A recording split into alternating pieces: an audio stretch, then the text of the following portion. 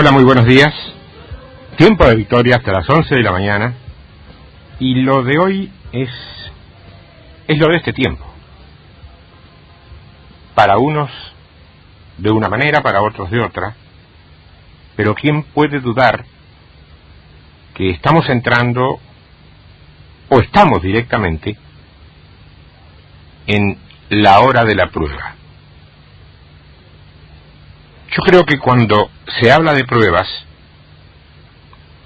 no sé por qué la mayoría de los creyentes se imaginan una cosa trágica en sus vidas.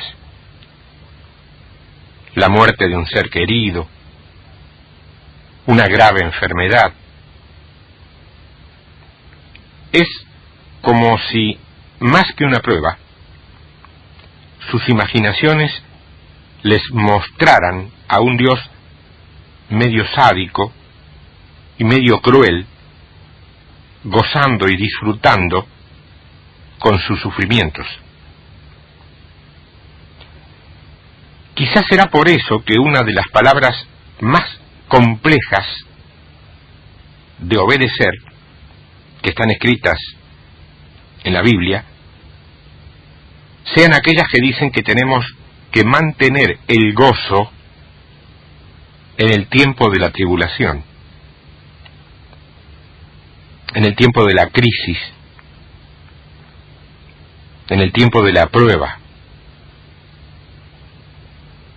Para que no queden confusiones, al menos en un área de nuestras vidas, es que hoy vamos a hablar de qué ocurre con nuestras vidas cuando llega al fin la hora de la prueba. Ya hemos hablado de Babilonia en varias ocasiones. Ya quedó en claro también que esto no tiene nada que ver con la historia de una ciudad antigua que es el actual Irak o la de los jardines colgantes. En todo caso, esa historia, esa ciudad, han sido el vehículo que el Espíritu Santo ha utilizado y utilizará hoy para mostrar la verdadera esencia de Babilonia. Una mentalidad humanista y egocéntrica, un poder religioso apartado de Dios, un culto a dioses falsos tales como el dinero, el poder político, la ciencia como prioridad, la cultura de la tradición y la exaltación del intelecto. Ya sabemos también que esto no es sino una potestad satánica operando no ya en el mundo incrédulo, sino dentro de la Iglesia del Señor. Bueno, hoy, a partir del libro de Daniel, escudriñaremos los principios espirituales escondidos hasta su revelación para los hijos que en Babilonia deben soportar la hora de la prueba. La pregunta es, ¿estoy en Babilonia? Veremos. Libro de Daniel, capítulo 1, versículo 1.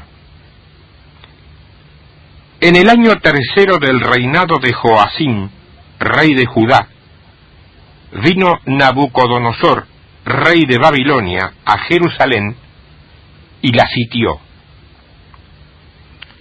Acordate que siempre será Babilonia la que avance sobre la Iglesia. Esto deberá cambiar en una reforma, porque guerra espiritual es atacar, no simplemente defenderse. Verso 2. Y el Señor entregó en sus manos a Joacim, rey de Judá, y parte de los utensilios de la casa de Dios, y los trajo a la tierra de Sinar. Cuidado, dice que Dios es quien entrega en manos de Babilonia todo esto. Sinar es otro de los nombres de Babilonia. Y dijo el rey a Aspenas, jefe de sus eunucos, que trajese de los hijos de Israel, del linaje real de los príncipes, muchachos en quienes no hubiese tacha alguna, de buen parecer, enseñados en toda sabiduría, sabios en ciencia y de buen entendimiento, e idóneos para estar en el palacio del rey, y que les enseñase las letras y la lengua de los caldeos.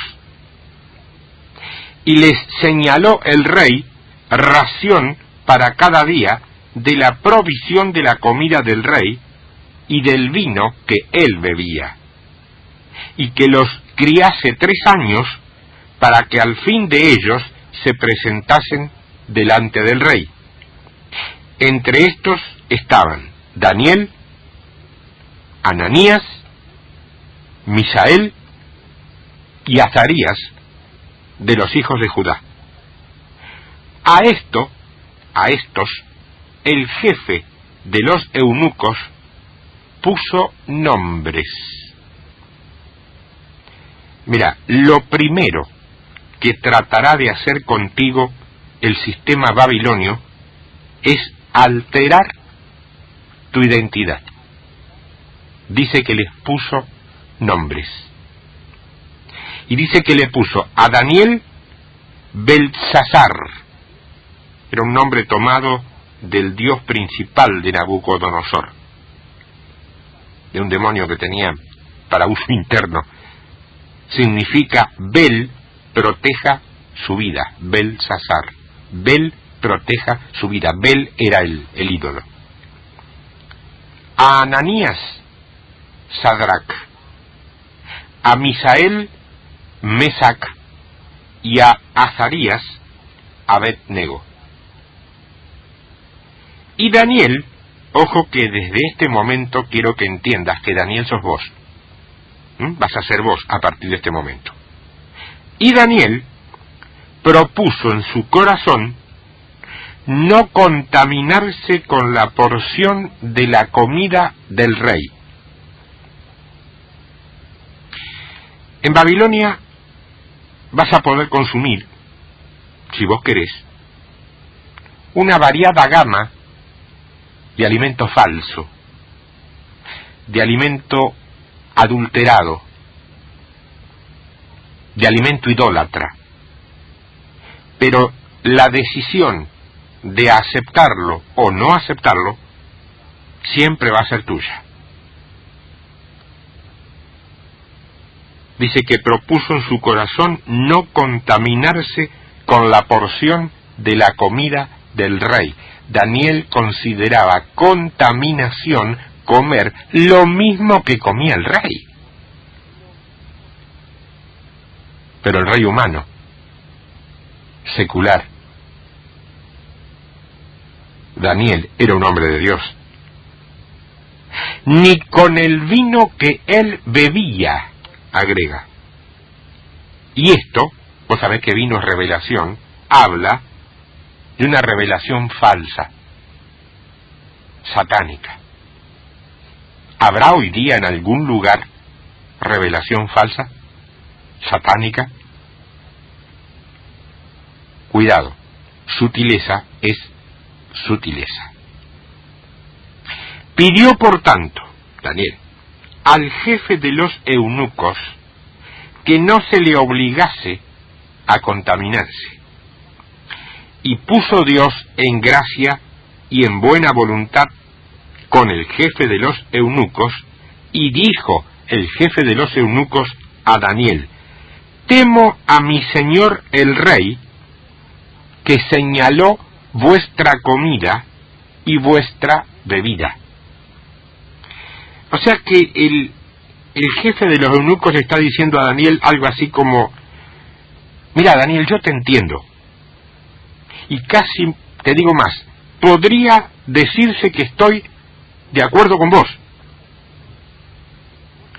Pero acá el pastor dio la orden que tengo que enseñarte nuestra doctrina, la que nuestra denominación reconoce y la que autoriza. Ya sé que por ahí no tiene nada que ver con la Biblia, pero yo tengo que sujetarme. Tengo una orden y tengo que obedecerla. Vos perdoname, Dani, no es con vos la cosa, ¿viste? Pero vuestra comida y vuestra bebida. Pues luego que Él vea vuestros rostros más pálidos que los de los muchachos que son semejantes a vosotros, condenaréis para con el rey mi cabeza. O sea, mirá, Daniel, el Evangelio a mí me importa.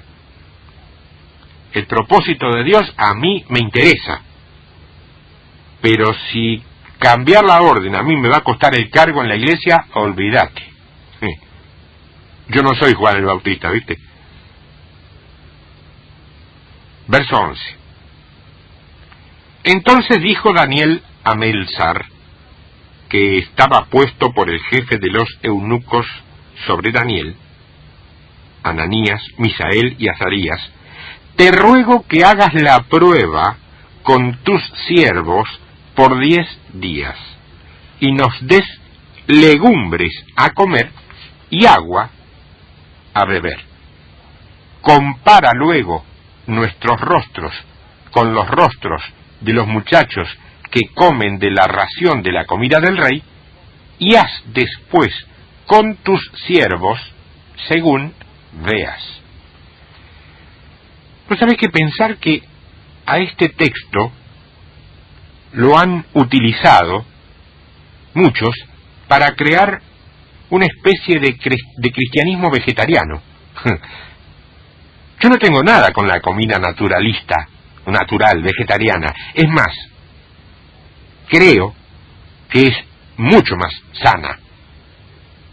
Pero nadie vio que esto fue una demostración de entereza, de valentía, de fe inquebrantable por parte de Daniel, que muy por encima de lo natural, él se mantenía, como dice la palabra, como viendo al invisible. Física y naturalmente, esta propuesta era loca, imposible.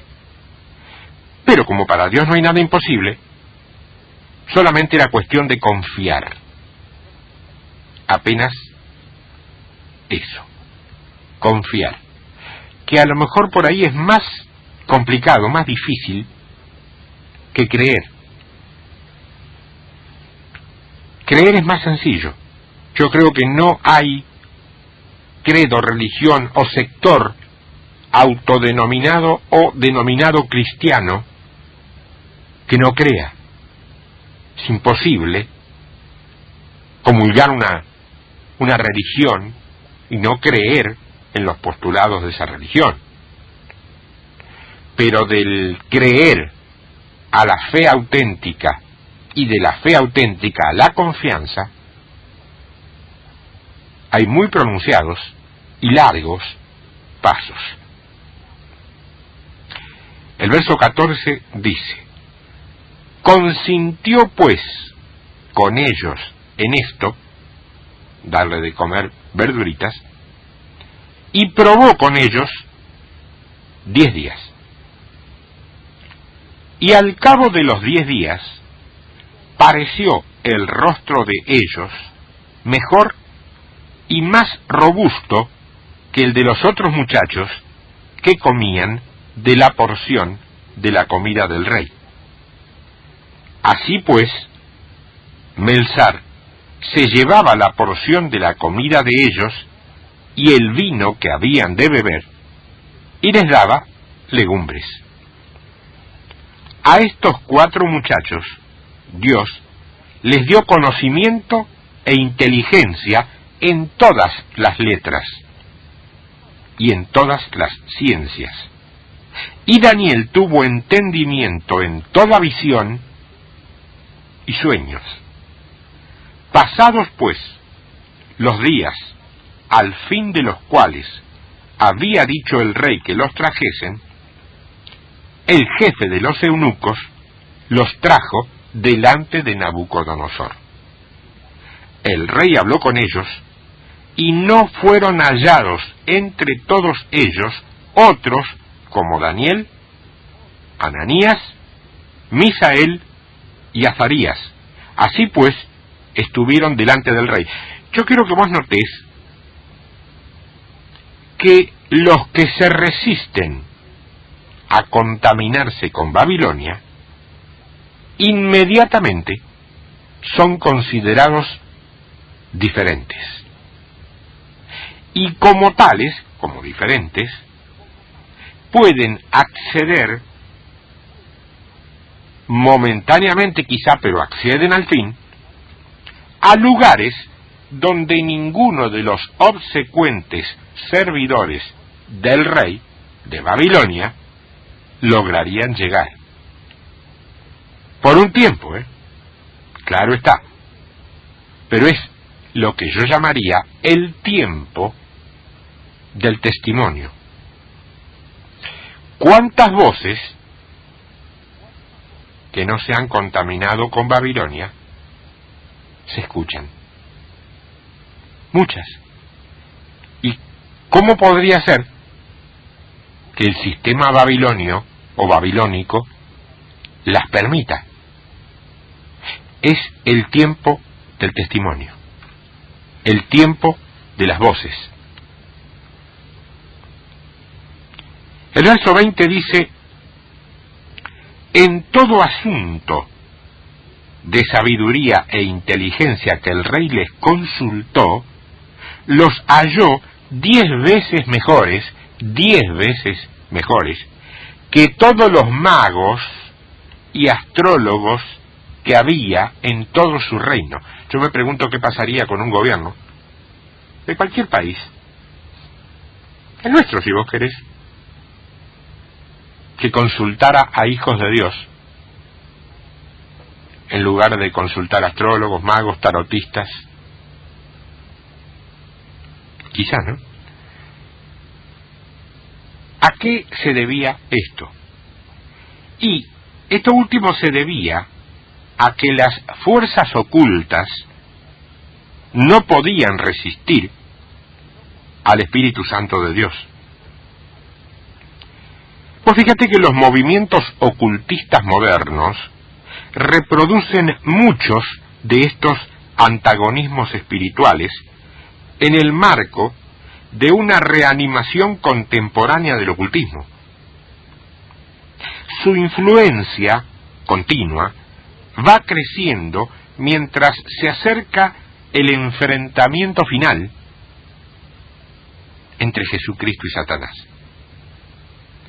En todo asunto de sabiduría e inteligencia, los creyentes que buscan caminar en la plenitud del Espíritu, no estoy hablando de cualquier individuo que se sienta en un banco cualquiera de una iglesia cualquiera, estoy hablando del creyente que busca caminar en la plenitud del Espíritu. Los creyentes así encontrarán, como sucedió a los hebreos, que son 10 veces mejores que aquellos que se involucran en las prácticas del ocultismo. Repasemos. Cualquiera de nosotros, en cualquier momento, puede encontrarse de pronto en Babilonia. Cualquiera de nosotros. Y cualquiera de nosotros también, un día, va a tener que optar por obedecer las órdenes de Nabucodonosor u obedecer las órdenes del Señor, le cueste lo que le cueste. ¿Vos querés que yo te lo repita esto? Cualquiera de nosotros, cualquier día, va a tener que tomar una decisión si obedece las órdenes de Nabucodonosor, rey, líder, principal, responsable del sistema babilónico, o las órdenes de Dios, aunque obedecer las órdenes de Dios le cueste lo que le cueste dentro de Babilonia.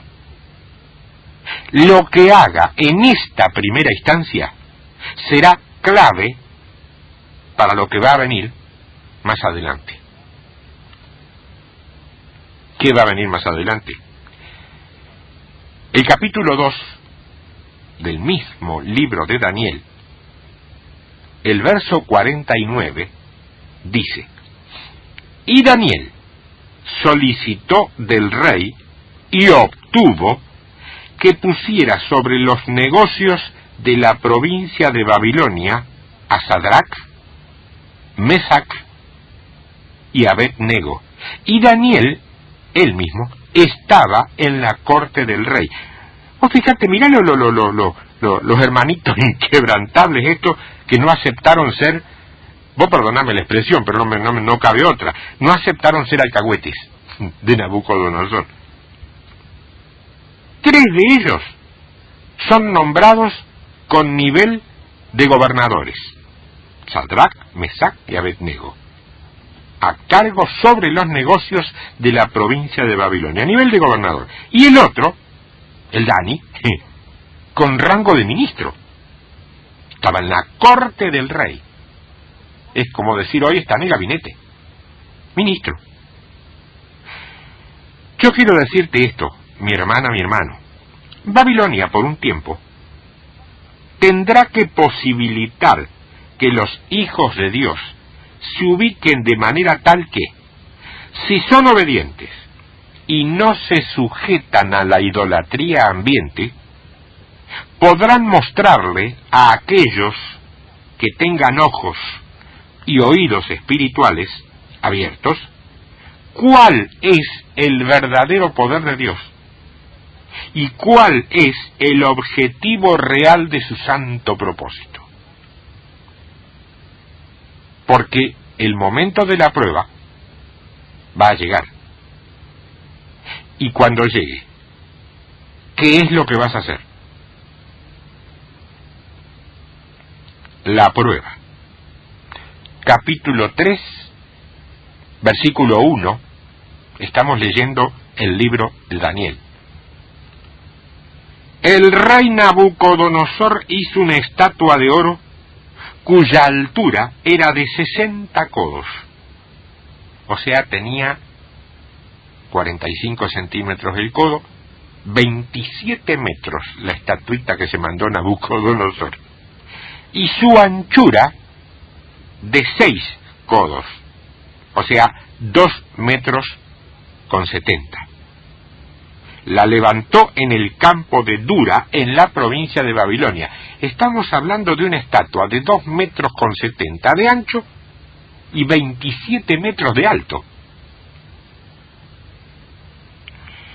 Históricamente, esta estatua pudo haber sido, según dicen algunos estudiosos, una imagen del propio Nabucodonosor, o si no, como opina la mayoría, una estatua que representaba al demonio principal de Nabucodonosor, que, como ya quedó dicho, se llamaba Bel. Lo cierto es que esta estatua no es fácil, ¿eh? Esta estatua representa o bien la exaltación de uno mismo en su calidad de líder. Yo te diría que con escuchar algunas radios cristianas vos podés comprobar perfectamente de lo que estoy hablando, la exaltación de uno mismo como líder,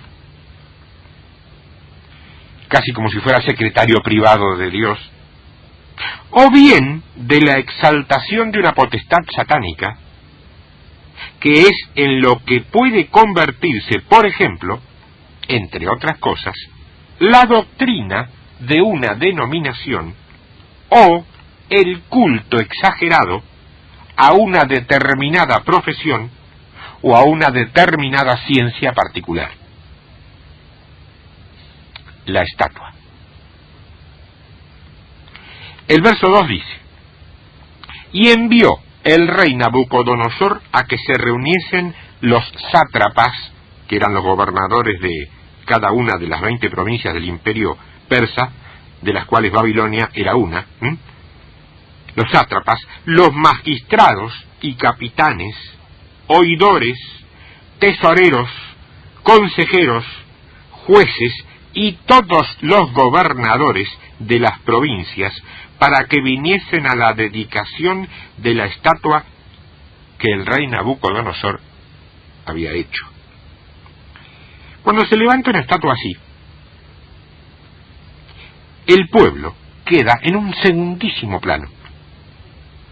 Lo que interesa primero que nada es que el plantel masivo del liderazgo lo acepte y lo comparta. El pueblo, si ve acuerdo en la plana mayor, no va a tener otra opción que aceptarlo. Pese a que la Biblia dice con claridad que para Dios nosotros somos un pueblo de reyes y sacerdotes y de todos ministros competentes, la Biblia dice eso. En diferentes lugares dice que para Dios somos un pueblo de reyes y sacerdotes. Y además, en otro lugar dice que somos todos ministros del verbo ministrar, competentes. Sin embargo, nuestras estructuras humanas nos han obligado a enseñar y a aprender y después a aceptar que hay hombres superiores a nosotros que son a los que debemos acudir cuando tenemos una necesidad. En vez de acudir al trono de la gracia, tendríamos que acudir a un intermediario que llega al trono de la gracia aparentemente con mayor facilidad porque teóricamente está más cerca. ¿Qué Biblia dice eso?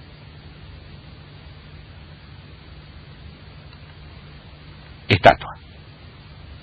Una forma de estatua. Una estatua más. Pero ya llega la hora de la prueba. Y ahí vamos a ver, como decía mi abuela, cuántos pares son tres botines. Ahí estamos. Quiero leer ahora lo que tiene que ver con el capítulo 3 del libro de Daniel, que es lo que estamos viendo ahora. Habíamos leído versos 1 y 2. Vamos a leer del 3 en adelante. Fueron pues reunidos los sátrapas, magistrados, capitanes, oidores, tesoreros, consejeros, jueces y todos los gobernadores de las provincias, para que viniesen a la dedicación de la estatua que el rey Nabucodonosor había levantado. Y estaban en pie delante de la estatua que había levantado el rey Nabucodonosor. Y el pregonero anunciaba en alta voz: mándase a vosotros, oh pueblos, naciones y lenguas, que al oír el son de la bocina, de la flauta, del tamboril, del arpa, del salterio, de la zampoña y de todo instrumento de música, os postréis y adoréis la estatua de oro que el rey Nabucodonosor ha levantado, y cualquiera que no se postre y adore, inmediatamente será echado dentro de un horno de fuego ardiendo. ¿Qué diferencia habrá entre todas estas demandas y directivas a las que cualquiera de nuestras doctrinas denominacionales elaboran, incluso para construir el famoso orden de culto, algo nacido evidentemente de la ocurrencia del hombre, ya que nunca la Escritura lo menciona, en relación con la iglesia cristiana primitiva, no confundir con el judaísmo? ¿Qué diferencia habrá? Reglas, estatutos, principios no bíblicos, humanos adaptados a necesidades, dicen, morales. Verso 7. Por lo cual, al oír todos los pueblos el son de la bocina, de la flauta, del tamboril, del arpa, del salterio, de la zampoña y de todo instrumento de música, todos los pueblos, naciones y lenguas se postraron y adoraron la estatua de oro que el rey Nabucodonosor había levantado. Por esto, en aquel tiempo, algunos varones caldeos vinieron y acusaron maliciosamente a los judíos. No te puedo creer. Qué cosas malas hacían los hombres en aquellos tiempos, ¿no? ¿Cómo les gritaríamos hoy? Caldeo, botón, botones, soplones, chismoso, alcahuete, y no sé. Hablaron, verso 9, y dijeron al rey Nabucodonosor, escuchad, rey para siempre vive. Y yo no sé si ellos querían que viviera, pero había que decirlo para que el rey no se enojara. Tú, oh rey, has dado una ley que todo hombre, al oír el son de la bocina, de la flauta, del tamboril, del arpa, del salterio, de la zampoña y de todo instrumento de música, y la de Marco Huira, de Alvarado, esto vendría a ser el ministerio de alabanza y adoración de tu iglesia, se postre y adore la estatua de oro, y el que no se postre y adore, sea echado dentro de un horno de fuego ardiendo. Rey, hay unos varones judíos, los cuales pusiste sobre los negocios de la provincia de Babilonia, Sadrach, Mesach y Abednego, te decimos las iniciales. Estos varones, oh rey, no te han respetado, no adoran tus dioses, ni adoran la estatua de oro que has levantado. O sea, mire pastor, usted no lo vaya a tomar como una alcahuetería mía, ¿vio? Pero estos muchachos, Sadrach, Mesach y Abednego, esos que usted levantó sabia y confiadamente como líderes, están haciendo mal las cosas, No respetan sus órdenes, no se sujetan a su indiscutible autoridad pastoral, hacen tocar una música que no es la que a usted le gusta y a la que usted desea, y como si eso fuera poco, tienen la osadía, pastor, de leerle a la gente ciertos versículos de la Biblia, elegidos a propósito, que parecerían estar en contra de lo que dice y enseña desde hace tantos años nuestra doctrina. Verso 13. Entonces Nabucodonosor dijo con ira y con enojo que trajesen a Sadrach, Mesach y Abednego. Al instante fueron traídos estos varones delante del rey. Al instante. Hay gente rápida para cumplir este tipo de orden, Ah, sí. Habló Nabucodonosor y les dijo, ¿es verdad, Sadrach, Mesach y Abednego, que vosotros no honráis a mi Dios, ni adoráis la estatua de oro que he levantado? O sea, ¿es verdad que no respetan el orden de culto y que están predicando cosas que no son de nuestra denominación? Ahora pues, ¿estáis dispuestos para que al oír el son de la bocina, de la flauta, del tamboril, del arpa, del salterio, de la zampoña y de todo instrumento de música, os postréis y adoréis la estatua que he hecho? Porque si no la adorareis, en la misma hora seréis echados en medio de un horno de fuego ardiendo. ¿Y qué Dios será aquel que os libre de mis manos? Traducido. Mire, muchachos, ustedes son muy jóvenes. Yo los entiendo, pero yo quiero avisarles que si no hacen las cosas como marcan nuestros postulados y reglamentos basados en nuestras tradiciones, ustedes se van a quedar fuera de la iglesia. Y si sucede eso, no solo van a quedar fuera de la iglesia, sino que también van a caer en el descrédito de toda la iglesia evangélica. Porque yo le pregunto, ¿quiénes se creen ustedes que los van a respaldar? Verso 16.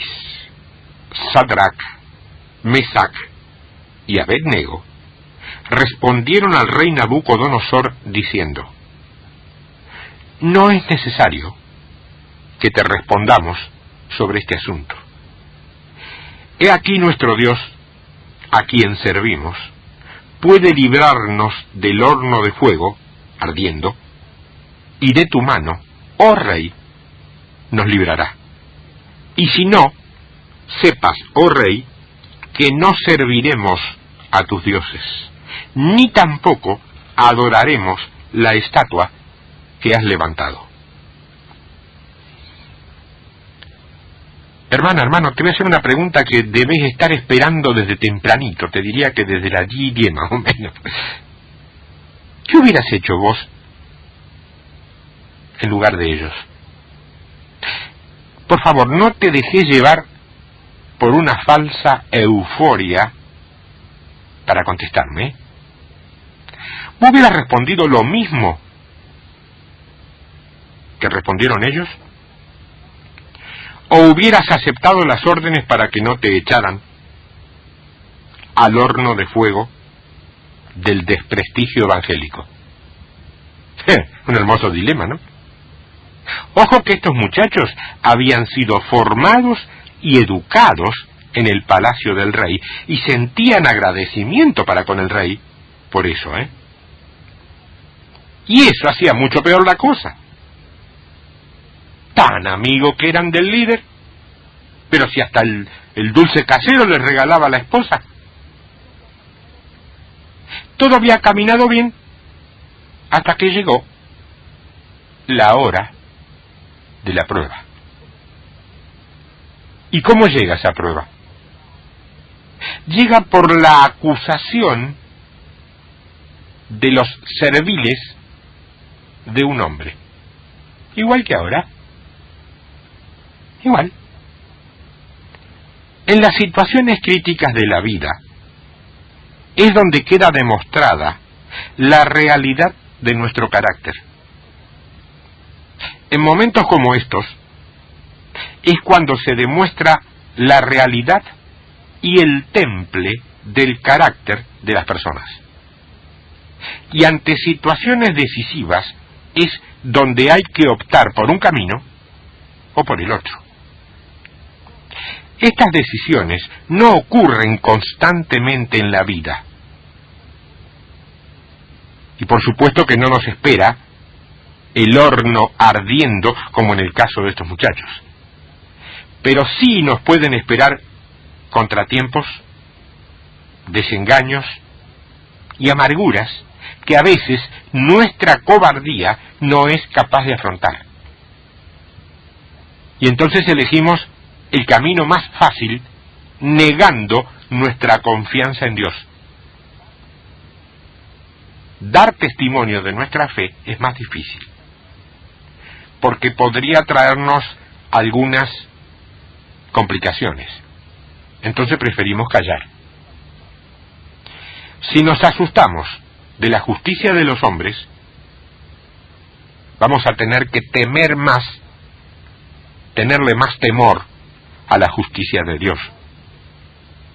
Y no olvidemos que su amor, el amor de Dios, va unido a su justicia. Porque Él es amor, porque es justo.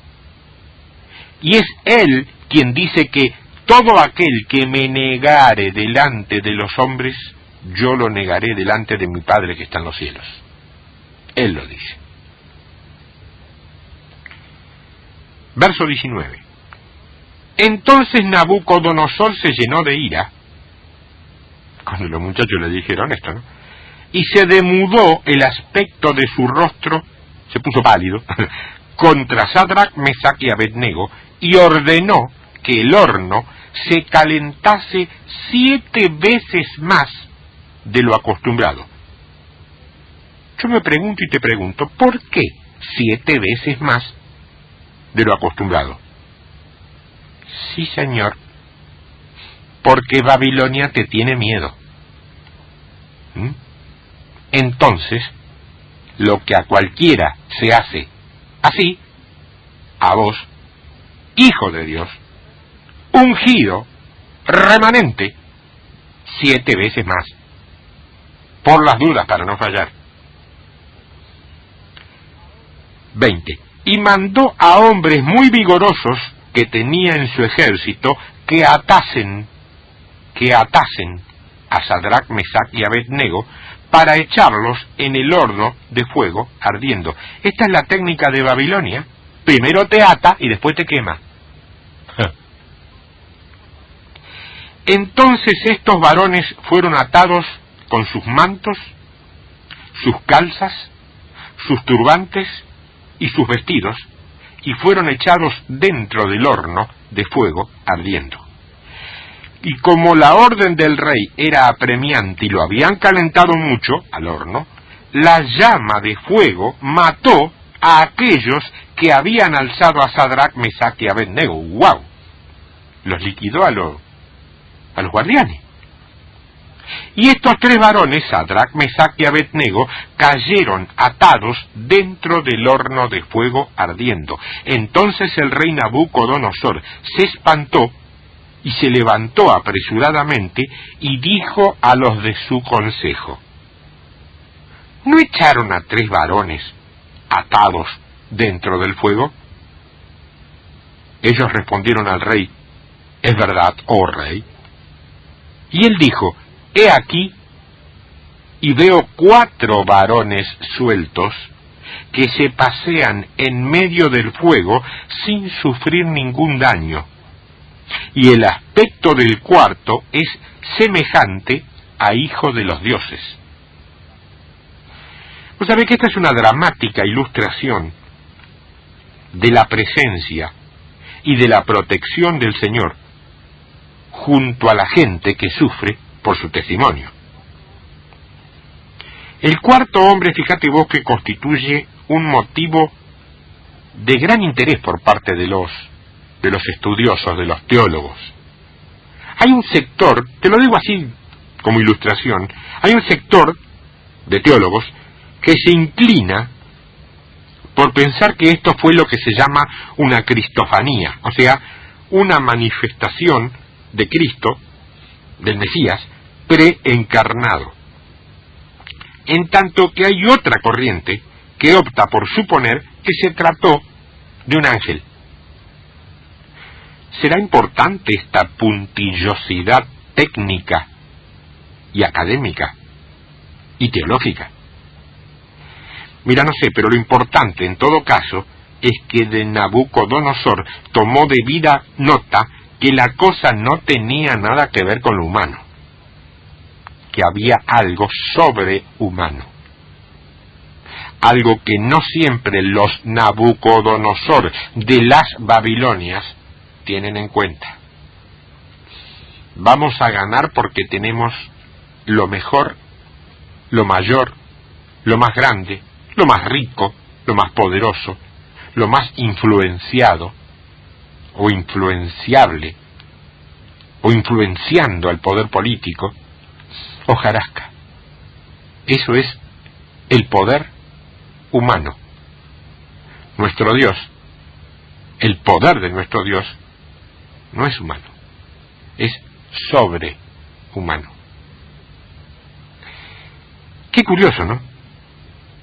¿Vos nunca te preguntaste, leyendo esta historia, por qué Dios no los libró antes de que fueran echados al horno? ¿Por qué no mandaría un gran viento o un diluvio de agua que apagara el fuego del horno? Bueno, Dios jamás haría eso. Él no va a impedir nunca que el impío haga lo que su endurecido corazón quiere hacer. él, en todo caso, lo va a derrotar en su propio terreno. No importa que el fuego de la hora de la prueba arda 7 veces más. Dios está allí y te protege. Solamente porque antes vos te jugaste por su bendito nombre. ¿Te jugaste? Si no te jugaste, no esperes. Pero si te jugaste, aunque la mano venga negra, espera. Espera porque el triunfo viene. ¿Cuánto? No sé. ¿Qué tenés en contra? No sé. ¿Cuántas cosas están en la mayor de las oscuridades? No sé. Pero si agarraste el camino, elegiste el camino de jugarte por tu Dios no te va a dejar en la estacada. Verso 26. Entonces Nabucodonosor se acercó a la puerta del horno de fuego ardiendo y dijo: Sadrac, Mesac y Abednego, siervos del Dios Altísimo, salid y venid. Entonces Sadrac, Mesac y Abednego salieron de en medio del fuego, y se juntaron los sátrapas, los gobernadores, los capitanes y los consejeros del rey para mirar a estos varones cómo el fuego no había tenido poder alguno sobre sus cuerpos, ni aun el cabello de sus cabezas se habían quemado. Sus ropas estaban intactas y ni siquiera olor a fuego tenían. O pasar al lado de una parrilla donde están haciendo un asado y te queda toda la ropa llena de humo. Él había estado en un horno calentado 7 veces más que lo normal. Yo no sé lo que se calienta un horno. 1000 grados, ponele. 7000 tenía este. Ni olor a humo. Entonces, verso 28, Nabucodonosor dijo: Bendito sea el Dios de ellos, de Sadrac, Mesac y Abednego, que envió su ángel. O sea que Nabucodonosor está en la corriente de teólogos que cree que era un ángel, y libró a sus siervos que confiaron en él, y que no cumplieron el edicto del rey, y entregaron sus cuerpos antes que servir y adorar a otro Dios que su Dios. Por lo tanto, decreto que todo pueblo, nación o lengua que dijere blasfemia contra el Dios de Sadrac, Mesac y Abednego sea descuartizado y su casa convertida en muladar, por cuanto no hay Dios que pueda librar como éste. Entonces el rey engrandeció a Sadrac, Mesac y Abednego en la provincia de Babilonia. Yo quiero que vos aprendas en esta mañana. No siempre Babilonia va a ser derrotada con escarnio, con muerte o con exilio. Babilonia también puede ser derrotada con arrepentimiento, con conversión, con redención y con restauración. El carácter ejemplar de los 3 jóvenes de esta historia, 3 jóvenes judíos, fue el instrumento que llevó al rey al reconocimiento del verdadero Dios. Y para nosotros puede ser, y lo es, un ejemplo inspirador de nuestro propio carácter cristiano. Yo me pregunto, llegado la hora de jugarte.